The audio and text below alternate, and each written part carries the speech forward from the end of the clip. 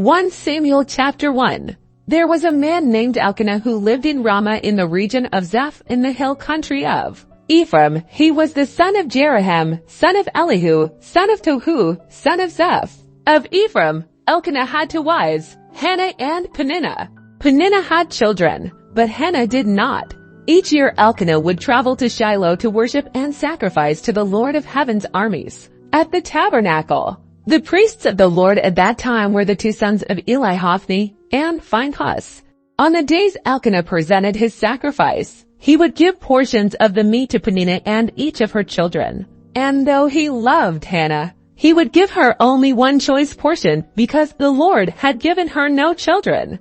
So Peninnah would taunt Hannah and make fun of her because the Lord had kept her from having children. Year after year, it was the same. Peninnah would taunt Hannah as they went to the tabernacle. Each time, Hannah would be reduced to tears and would not even eat. "Why are you crying, Hannah?" Elkanah would ask. "Why aren't you eating? Why be downhearted just because you have no children? You have me. Isn't that better than having 10 sons?" Once after a sacrificial meal at Shiloh, Hannah got up and went to pray. Eli the priest was sitting at his customary place beside the entrance of the tabernacle. Hannah was in deep anguish, crying bitterly as she prayed to the Lord.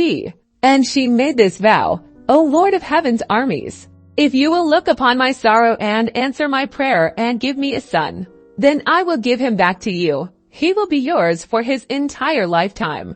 And as a sign that he has been dedicated to the Lord, his hair will never be cut." As she was praying to the Lord, Eli watched her, seeing her lips moving but hearing no sound. He thought she had been drinking. "Must you come here drunk?" he demanded. "Throw away your wine." "Oh no, sir," she replied. "I haven't been drinking wine or anything stronger, but I am very discouraged. And I was pouring out my heart to the Lord. Don't think I am a wicked woman, for I have been praying out of great anguish and sorrow." In that case, Eli said, "Go in peace. May the God of Israel grant the request you have asked of him." "Oh, thank you, sir," she exclaimed. Then she went back and began to eat again, and she was no longer sad. The entire family got up early the next morning and went to worship the Lord once more. Then they returned home to Ramah, when Elkanah slept with Hannah. The Lord remembered her plea, and in due time she gave birth to a son. She named him Samuel, for she said, "I asked the Lord for him." The next year Elkanah and his family went on their annual trip to offer a sacrifice to the Lord and to keep his vow. But Hannah did not go. She told her husband, "Wait until the boy is weaned. Then I will take him to the tabernacle and leave him there with the Lord permanently." "Whatever you think is best," Elkanah agreed. "Stay here for now, and may the Lord help you keep your promise." So she stayed home and nursed the boy until he was weaned. When the child was weaned, Hannah took him to the tabernacle in Shiloh. They brought along a 3-year-old bull for the sacrifice and a basket of flour and some wine. After sacrificing the bull, they brought the boy to Eli. "Sir, do you remember me?" Hannah asked. "I am the very woman who stood here several years ago praying to the Lord. I asked the Lord to give me this boy, and he has granted my request. Now I am giving him to the Lord, and he will belong to the Lord his whole life." And they worshiped the Lord there. 1 Samuel chapter 2. Then Hannah prayed, "My heart rejoices in the Lord. The Lord has made me strong. Now I have an answer for my enemies. I rejoice because you rescued me. No one is holy like the Lord. There is no one besides you. There is no rock like our God. Stop acting so proud and haughty. Don't speak with such arrogance. For the Lord is a God who knows what you have done. He will judge your actions. The bow of the mighty is now broken, and those who stumbled are now strong. Those who were well fed are now starving, and those who were starving are now full. The childless woman now has 7 children, and the woman with many children wastes away. The Lord gives both death and life. He brings some down to the grave, but raises others up. The Lord makes some poor and others rich. He brings some down and lifts others up. He lifts the poor from the dust and the needy from the garbage dump. He sets them among princes, placing them in seats of honor. For all the earth is the Lord's, and he has set the world in order. He will protect his faithful ones. But the wicked will disappear in darkness. No one will succeed by strength alone. Those who fight against the Lord will be shattered. He thunders against them from heaven. The Lord judges throughout the earth. He gives power to his king. He increases the strength of his anointed one. Then Elkanah returned home to Ramah without Samuel, and the boys served the Lord by assisting Eli the priest. Now the sons of Eli were scoundrels who had no respect for the Lord or for their duties as priests. Whenever anyone offered a sacrifice, Eli's sons would send over a servant with a three-pronged fork. While the meat of the sacrificed animal was still boiling, the servant would stick the fork into the pot and demand that whatever it brought up be given to Eli's sons. All the Israelites who came to worship at Shiloh were treated this way. Sometimes the servant would come even before the animal's fat had been burned on the altar. He would demand raw meat before it had been boiled so that it could be used for roasting. The man offering the sacrifice might reply, "Take as much as you want, but the fat must be burned first." Then the servant would demand, "No, give it to me now, or I'll take it by force." So the sin of these young men was very serious in the Lord's sight, for they treated the Lord's offerings with contempt. But Samuel, though he was only a boy, served the Lord. He wore a linen garment like that of a priest. Each year his mother made a small coat for him and brought it to him when she came with her husband for the sacrifice. Before they returned home, Eli would bless Elkanah and his wife and say, "May the Lord give you other children to take the place of this one she gave to the Lord." And the Lord blessed Hannah, and she conceived and gave birth to 3 sons and 2 daughters. Meanwhile, Samuel grew up in the presence of the Lord. Now Eli was very old, but he was aware of what his sons were doing to the people of Israel. He knew, for instance, that his sons were seducing the young women who assisted at the entrance of the tabernacle. Eli said to them, "I have been hearing reports from all the people about the wicked things you are doing. Why do you keep sinning? You must stop, my sons. The reports I hear among the Lord's people are not good. If someone sins against another person, God can mediate for the guilty party. But if someone sins against the Lord, who can intercede?" But Eli's sons wouldn't listen to their father, for the Lord was already planning to put them to death. Meanwhile, the boy Samuel grew taller and grew in favor with the Lord and with the people. One day a man of God came to Eli and gave him this message from the Lord, "I revealed myself to your ancestors when they were Pharaoh's slaves in Egypt. I chose your ancestor Aaron from among all the tribes of Israel to be my priest, to offer sacrifices on my altar, to burn incense, and to wear the priestly vest as he served me. And I assigned the sacrificial offerings to you priests. So why do you scorn my sacrifices and offerings? Why do you give your sons more honor than you give me, for you and they have become fat from the best offerings of my people Israel?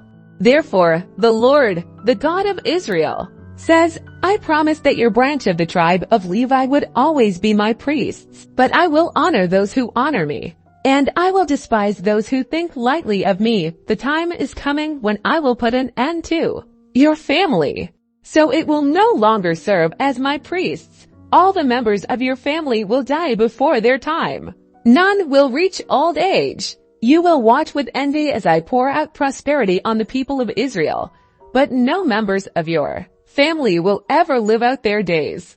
The few not cut off from serving at my altar will survive, but only so their eyes can go blind and their hearts break, and their children will die a violent death. And to prove that what I have said will come true, I will cause your 2 sons, Hophni and Phinehas, to die on the same day. Then I will raise up a faithful priest who will serve me and do what I desire. I will establish his family, and they will be priests to my anointed kings forever. Then all of your surviving family will bow before him, begging for money and food. Please, they will say, give us jobs among the priests so we will have enough to eat. 1 Samuel chapter 3. Meanwhile, the boy Samuel served the Lord by assisting Eli. Now in those days messages from the Lord were very rare, and visions were quite uncommon. One night Eli, who was almost blind by now, had gone to bed. The lamp of God had not yet gone out, and Samuel was sleeping in the tabernacle near the ark of God. Suddenly the Lord called out, "Samuel." "Yes," Samuel replied. "What is it?" He got up and ran to Eli. "Here I am. Did you call me?" "I didn't call you," Eli replied. "Go back to bed." So he did. Then the Lord called out again, "Samuel." Again, Samuel got up and went to Eli. "Here I am. Did you call me?" "I didn't call you, my son," Eli said. "Go back to bed." Samuel did not yet know the Lord because he had never had a message from the Lord before. So the Lord called a third time, and once more Samuel got up and went to Eli. "Here I am. Did you call me?" Then Eli realized it was the Lord who was calling the boy. So he said to Samuel, "Go and lie down again. And if someone calls again, say, 'Speak, Lord. Your servant is listening.'" So Samuel went back to bed, and the Lord came and called as before, "Samuel, Samuel," and Samuel replied, "Speak, your servant is listening." Then the Lord said to Samuel, "I am about to do a shocking thing in Israel.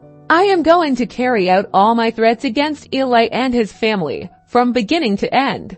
I have warned him that judgment is coming upon his family forever, because his sons are blaspheming God, and he hasn't disciplined them. So I have vowed that the sins of Eli and his sons will never be forgiven by sacrifices or offerings." Samuel stayed in bed until morning, then got up and opened the doors of the tabernacle as usual.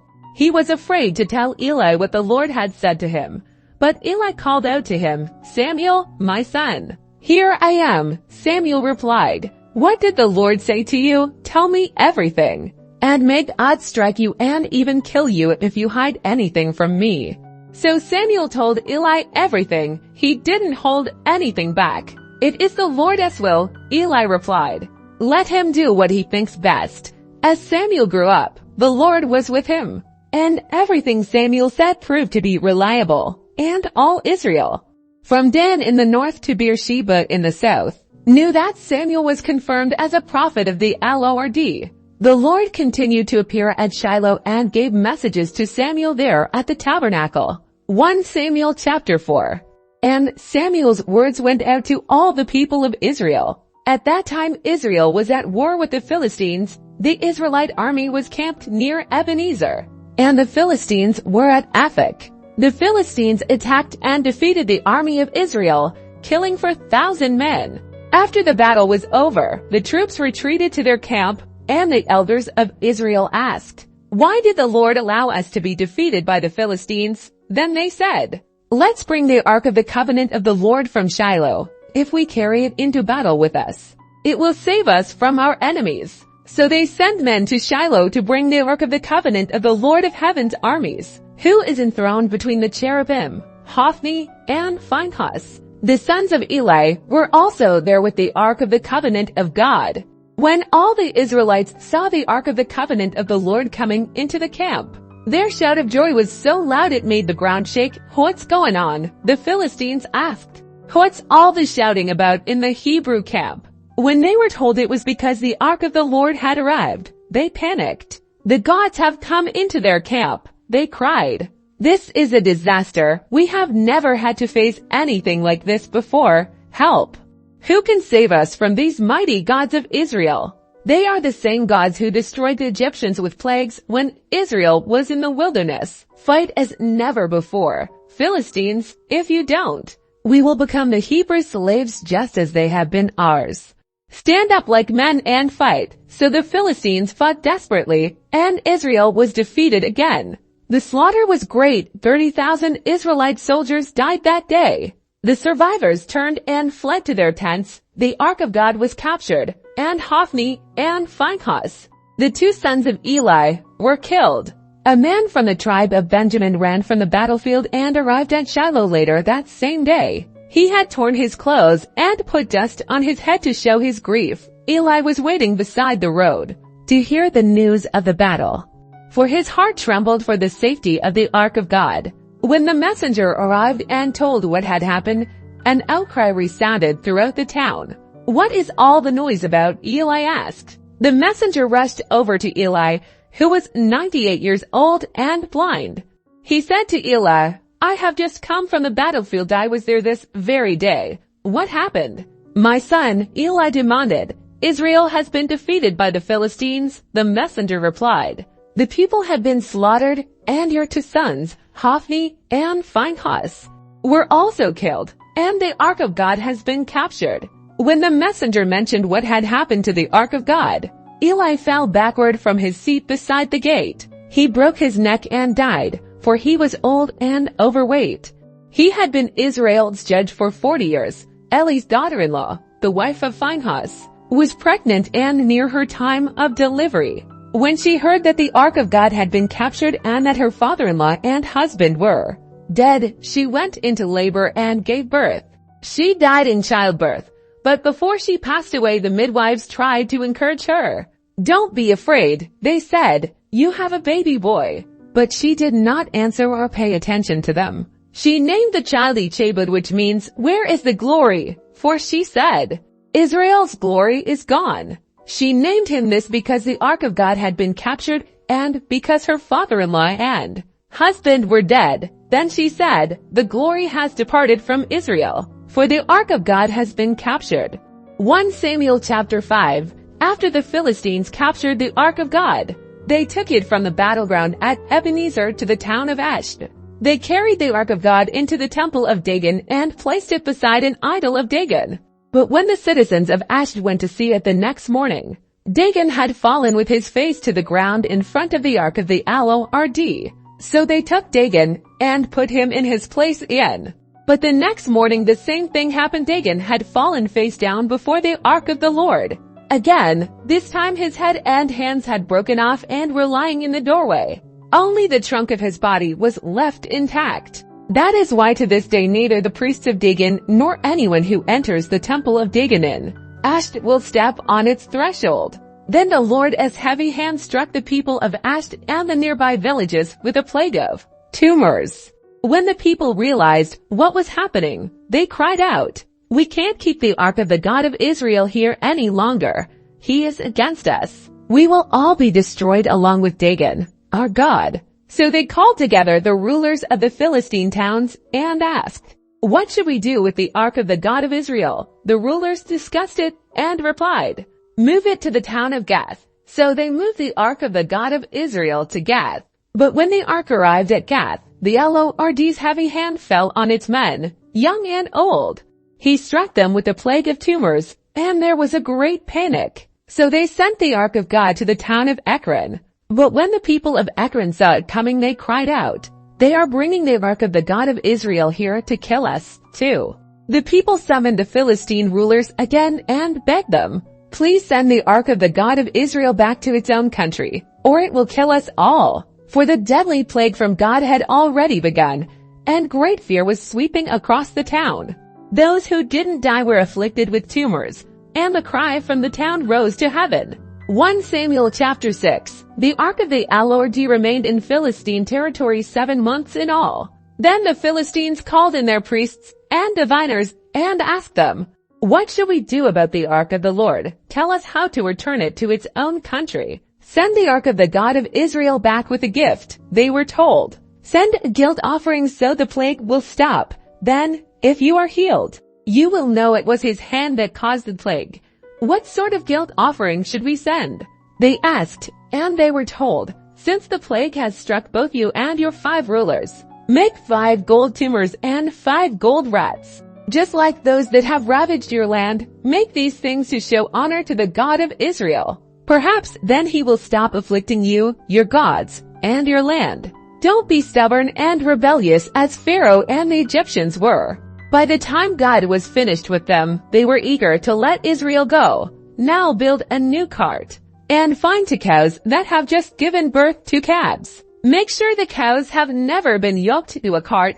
Hitch the calves to the cart, but shut their calves away from them in a pen. Put the Ark of the Lord on the cart, and beside it place a chest containing the gold rats and gold tumors you are sending as a guilt offering. Then let the cows go wherever they want. If they cross the border of our land and go to Beth-Shemesh, we will know it was the Lord who brought this great disaster upon us. If they don't, we will know it was not his hand that caused the plague. it came simply by chance. So these instructions were carried out.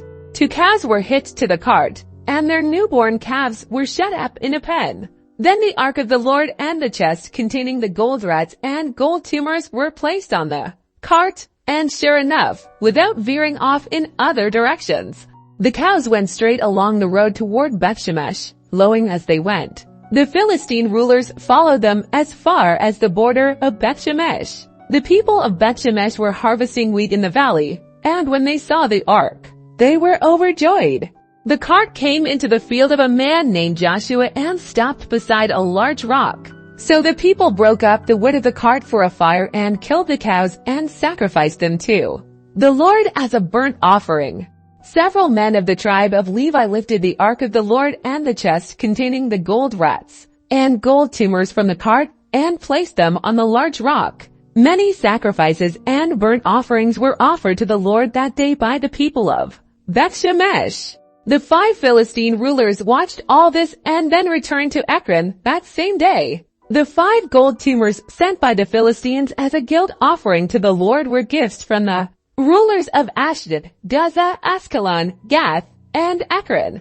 The 5 gold rats represented the 5 Philistine towns and their surrounding villages, which were controlled by the 5 rulers. The large rock at Bethshemesh, where they set the ark of the Lord, still stands in the field of Joshua as a witness to what happened there. But the Lord killed 70 men from Bethshemesh because they looked into the ark of the Lord. And the people mourned greatly because of what the Lord had done. Who is able to stand in the presence of the Lord, this holy God? They cried out, where can we send the ark from here? So they sent messengers to the people at Kiriath-Jearim and told them, the Philistines have returned the ark of the Lord. Come here and get it. 1 Samuel chapter 7. So the men of Kiriath-Jearim came to get the ark of the Lord. They took it to the hillside home of Abinadab and ordained Eleazar, his son, to be in charge of it. The ark remained in Kiriath-Jearim for a long time, 20 years in all. During that time all Israel mourned because it seemed the Lord had abandoned them. Then Samuel said to all the people of Israel, if you want to return to the Lord with all your hearts, get rid of your foreign gods and your images of Ashtoreth. Turn your hearts to the Lord and obey him alone. Then he will rescue you from the Philistines. So the Israelites got rid of their images of Baal and Ashtoreth and worshipped only the Lord. Then Samuel told them, gather all of Israel to Mizpah, and I will pray to the Lord for you. So they gathered at Mizpah and, in a great ceremony, drew water from a well and poured it out before the Lord. They also went without food all day and confessed that they had sinned against the Lord. It was at Mizpah that Samuel became Israel's judge. When the Philistine rulers heard that Israel had gathered at Mizpah, they mobilized their army and advanced. The Israelites were badly frightened when they learned that the Philistines were approaching. Don't stop pleading with the Lord our God to save us from the Philistines, they begged Samuel. So Samuel took a young lamb and offered it to the Lord as a whole burnt offering. He pleaded with the Lord to help Israel, and the Lord answered him. Just as Samuel was sacrificing the burnt offering, the Philistines arrived to attack Israel. But the Lord spoke with a mighty voice of thunder from heaven that day, and the Philistines were thrown into such confusion that the Israelites defeated them. The men of Israel chased them from Mizpah to a place below Bethkar, slaughtering them all along the way. Samuel then took a large stone and placed it between the towns of Mizpah and Jeshanah. He named it Ebenezer, which means the stone of help, for he said, up to this point the Lord has helped us. So the Philistines were subdued and didn't invade Israel again for some time. And throughout Samuel's lifetime, the Lord's powerful hand was raised against the Philistines. The Israelite villages near Ekron and Gath that the Philistines had captured were restored to Israel, along with the rest of the territory that the Philistines had taken. And there was peace between Israel and the Amorites in those days. Samuel continued as Israel's judge for the rest of his life. Each year he traveled around, setting up his court first at Bethel, then at Gilgal, and then at Mizpah. He judged the people of Israel at each of these places. Then he would return to his home at Ramah, and he would hear cases there too. And Samuel built an altar to the Lord at Ramah. 1 Samuel chapter 8. As Samuel grew old, he appointed his sons to be judges over Israel. Joel and Abijah, his oldest sons, held court in Beersheba. But they were not like their father, for they were greedy for money. They accepted bribes and perverted justice. Finally, all the elders of Israel met at Ramah to discuss the matter with Samuel. Look, they told him, you are now old, and your sons are not like you. Give us a king to judge us like all the other nations have. Samuel was displeased with their request and went to the Lord for guidance. Do everything they say to you, the Lord replied, for they are rejecting me, not you. They don't want me to be their king any longer. Ever since I brought them from Egypt, they have continually abandoned me and followed other gods. And now they are giving you the same treatment. Do as they ask, but solemnly warn them about the way a king will reign over them. So Samuel passed on the Lord's warning to the people who were asking him for a king. This is how a king will reign over you, Samuel said.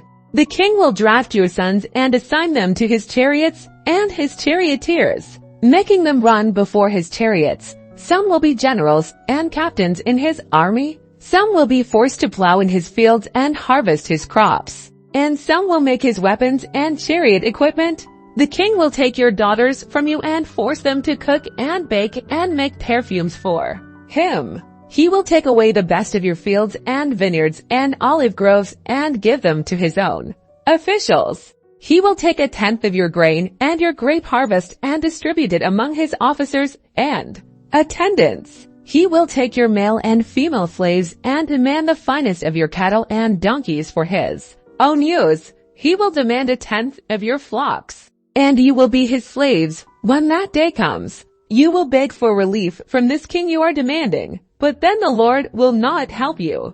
But the people refused to listen to Samuel's warning. Even so, we still want a king, they said. We want to be like the nations around us. Our king will judge us and lead us into battle. So Samuel repeated to the Lord what the people had said, and the Lord replied, do as they say, and give them a king. Then Samuel agreed and sent the people home. 1 Samuel chapter 9. There was a wealthy, influential man named Kish from the tribe of Benjamin. He was the son of Abiel, son of Zerah, son of Bechorath, son of Aphiah, of the tribe of Benjamin. His son Saul was the most handsome man in Israel, head and shoulders taller than anyone else in the land. One day Kish's donkeys strayed away, and he told Saul, take a servant with you, and go look for the donkeys. So Saul took one of the servants and traveled through the hill country of Ephraim, the land of Shalisha, the Shalom area, and the entire land of Benjamin. But they couldn't find the donkeys anywhere. Finally, they entered the region of Zeph, and Saul said to his servant, let's go home. By now my father will be more worried about us than about the donkeys. But the servant said, I've just thought of something. There is a man of God who lives here in this town. He is held in high honor by all the people because everything he says comes true. Let's go find him. Perhaps he can tell us which way to go, but we don't have anything to offer him. Saul replied, even our food is gone, and we don't have a thing to give him. Well, the servant said, I have one small silver piece. We can at least offer it to the man of God and see what happens. In those days, if people wanted a message from God, they would say, let's go and ask the seer, for prophets used to be called seers. All right, Saul agreed. Let's try it. So they started into the town where the man of God lived. As they were climbing the hill to the town, they met some young women coming out to draw water. So Saul and his servant asked, is the seer here today? Yes, they replied. Stay right on this road. He is at the town gates. He has just arrived to take part in a public sacrifice up at the place of worship. Hurry and catch him before he goes up there to eat. The guests won't begin eating until he arrives to bless the food. So they entered the town. And as they passed through the gates, Samuel was coming out toward them to go up to the place of worship. Now the Lord had told Samuel the previous day, about this time tomorrow I will send you a man from the land of Benjamin. Anoint him to be the leader of my people, Israel. He will rescue them from the Philistines. For I have looked down on my people in mercy and have heard their cry. When Samuel saw Saul, The Lord said, "That's the man I told you about. He will rule my people." Just then Saul approached Samuel at the gateway and asked, "Can you please tell me where the seer's house is?" "I am the seer," Samuel replied. "Go up to the place of worship ahead of me. We will eat there together. And in the morning I'll tell you what you want to know and send you on your way. And don't worry about those donkeys that were lost 3 days ago, for they have been found. And I'm here to tell you that you and your family are the focus of all Israel's hopes." Saul replied, "But I'm only from the tribe of Benjamin, the smallest tribe in Israel, and my family is the least important of all the families of that tribe. Why are you talking like this to me?"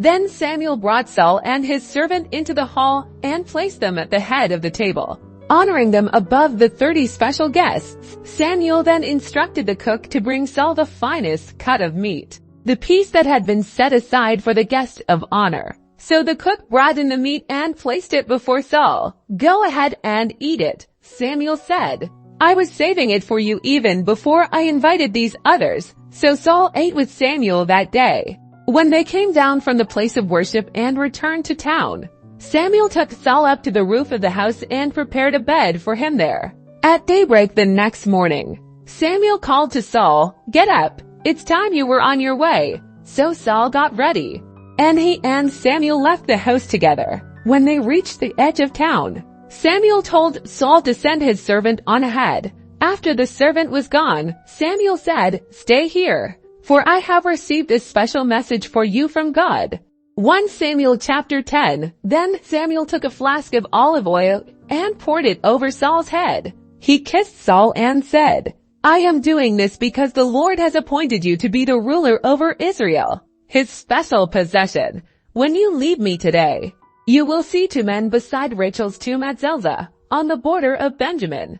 They will tell you that the donkeys have been found and that your father has stopped worrying about them and is now worried about you. He is asking, 'Have you seen my son?' When you get to the Oak of Tabor, you will see 3 men coming toward you who are on their way to worship God at Bethel. One will be bringing 3 young goats, another will have 3 loaves of bread, and the third will be carrying a wineskin full of wine. They will greet you and offer you 2 of the loaves, which you are to accept. When you arrive at Gibeah of God, where the garrison of the Philistines is located, you will meet a band of prophets coming down from the place of worship. They will be playing a harp, a tambourine, a flute, and a lyre, and they will be prophesying. At that time the Spirit of the Lord will come powerfully upon you, and you will prophesy with them. You will be changed into a different person. After these signs take place, do what must be done, for God is with you. Then go down to Gilgal ahead of me. I will join you there to sacrifice burnt offerings and peace offerings. You must wait for 7 days until I arrive and give you further instructions."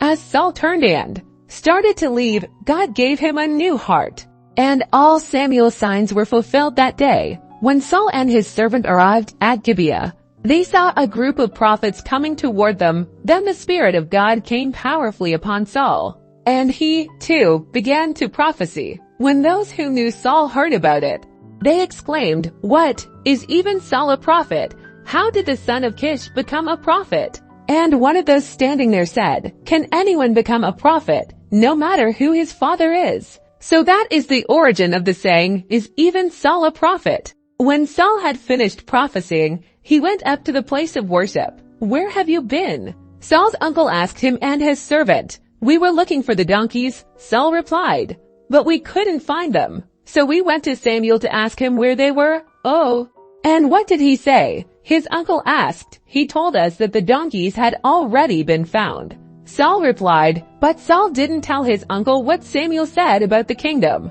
Later Samuel called all the people of Israel to meet before the Lord at Mizpah, and he said, "This is what the Lord, the God of Israel, has declared. I brought you from Egypt and rescued you from the Egyptians and from all of the nations that were oppressing you. But though I have rescued you from your misery and distress, you have rejected your God today and have said, 'No, we want a king instead.' Now, therefore, present yourselves before the Lord by tribes and clans." So Samuel brought all the tribes of Israel before the Lord. and the tribe of Benjamin was chosen by lot. Then he brought each family of the tribe of Benjamin before the Lord, and the family of the Matrites was chosen. And finally Saul son of Kish was chosen from among them. But when they looked for him, he had disappeared. So they asked the Lord, "Where is he?" And the Lord replied, "He is hiding among the baggage." So they found him and brought him out, and he stood head and shoulders above anyone else. Then Samuel said to all the people, "This is the man the Lord has chosen as your king. No one in all Israel is like him." And all the people shouted, "Long live the king!" Then Samuel told the people what the rights and duties of a king were. He wrote them down on a scroll and placed it before the Lord. Then Samuel sent the people home. Again, when Saul returned to his home at Gibeah, a group of men whose hearts God had touched went with him. But there were some scoundrels who complained, "How can this man save us?" And they scorned him and refused to bring him gifts. But Saul ignored them. Nahash, king of the Ammonites, had been grievously oppressing the people of Gad and Reuben who lived east of the Jordan River. He gouged out the right eye of each of the Israelites living there, and he didn't allow anyone to come and rescue them. In fact, of all the Israelites east of the Jordan, there wasn't a single one whose right eye Nahash had not gouged out. But there were 7,000 men who had escaped from the Ammonites, and they had settled in Jabesh Gilead.